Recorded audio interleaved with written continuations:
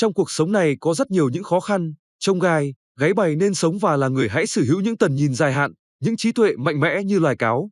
Để bắt đầu bạn hãy nhớ bấm vào nút đăng ký để theo dõi và ủng hộ kênh nhé. Trí tuệ của cáo. Cáo có thể nói là loài vật giàu hoạt nhất, chúng luôn có thể xuôi theo chiều gió, quan trọng là mỗi lời chúng nói ra đều đem lại cho người khác cảm giác rất có lý, khiến đối thủ nghe phục, đó chính là ưu điểm của chúng, ở đâu cũng có thể hòa nhập và sống sót được. Trong thực tế cuộc sống, bạn cũng cần phải như vậy, tính cách, sở thích, chí hướng mỗi người là không giống nhau, cố gắng hòa nhập, nói những lời mà người khác muốn nghe, rất có ích trong việc thiết lập các mối quan hệ xã giao. Lời của cáo, tôi trước giờ không bao giờ keo kiệt khi khen ngợi người khác, cũng chưa bao giờ bủm xỉn những lời nói hài hước, bởi lẽ tôi biết rằng, không có triết học tôi vẫn có thể sinh tồn, nhưng không có sự hài hước, tôi rất khó có thể sống khá hơn. Lời của cáo, mỗi lần tôi nói chuyện với đồng loại hoặc các động vật khác, trước tiên tôi sẽ khen ngợi họ. Khi họ cảm thấy thỏa mãn và vui vẻ, họ sẽ hào phóng đáp ứng lại yêu cầu của tôi.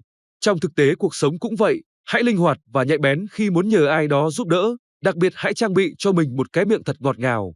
Lời của cáo, sở dĩ tôi có thể sống hòa đồng với các động vật khác, đó là bởi trước mặt họ, tôi che giấu tất cả ưu thế của mình, chỉ thể hiện ra những mặt vụng về. Vì vậy, tất cả động vật đều cho rằng tôi không có chút sự uy hiếp nào, không có sự ganh đua, tị nạnh, ta có thể sống một cách hòa bình với nhau. Lời của cáo vì để thích nghi với môi trường, để sinh tồn, tôi không thể không thay đổi màu sắc để bảo vệ bản thân, không thể không dùng đủ các loại mặt nạ để hành tẩu giang hồ, chỉ có như vậy, ta mới có được thứ mà mình muốn và không bị kẻ mạnh ăn mất. Lời của cáo người tốt, người xấu vốn dĩ không có ranh giới, hơn nữa, môi trường cạnh tranh khốc liệt cũng không thể đảm bảo rằng bạn sẽ mãi là một người tốt hay mãi là một người xấu.